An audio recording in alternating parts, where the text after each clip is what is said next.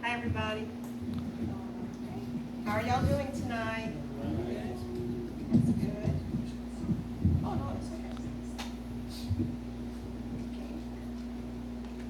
I've written some new ones.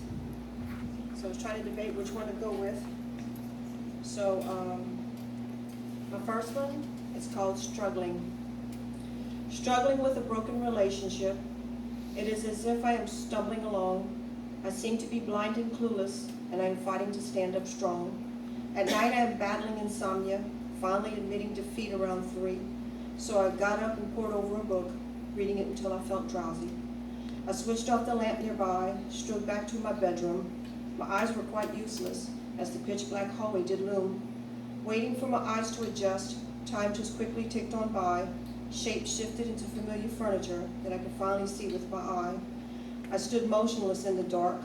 I realized it mirrored my current situation, the helplessness, loneliness, and waiting, looking for some kind of confirmation.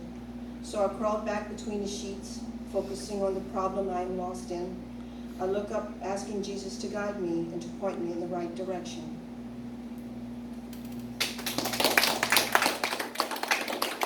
Thank y'all. We all got little habits. Some call them little quirks, and they can be quite irritating to some people, and these are my little habits. I have a habit, and it's a hard one to break, of making improvements along my life's journey. It's a good habit that I want to keep, like a cup of water when I'm thirsty. When I get the mail, I fix the rocks nearby, pull a weed or two that has grown too high, and when I leave the living room, I pick up empty little bowls, and I wash my dishes and pick them up when dry.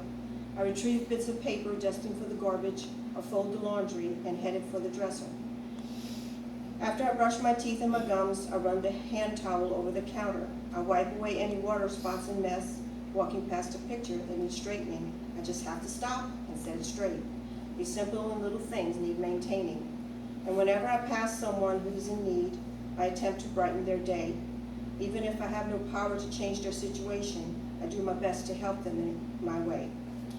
And when I work on a project along the road to completion, both distractions and opportunities come my way.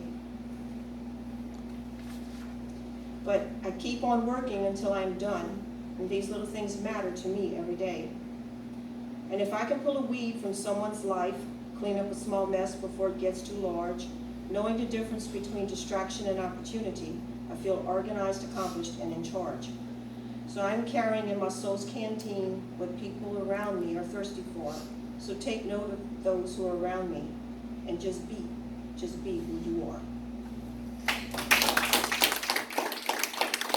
Thank y'all.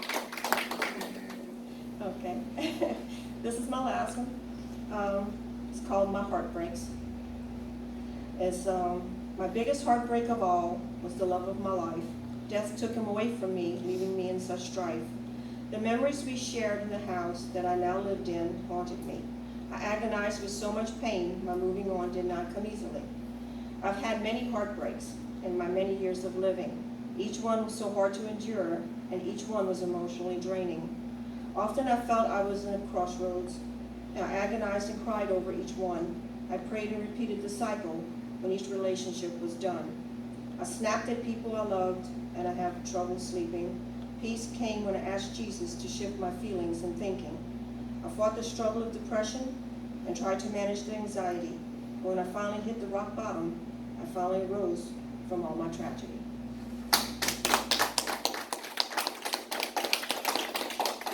Thank y'all. Appreciate that. Thank you, Moses.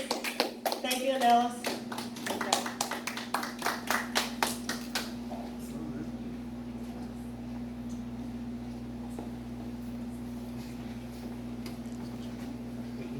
Yes.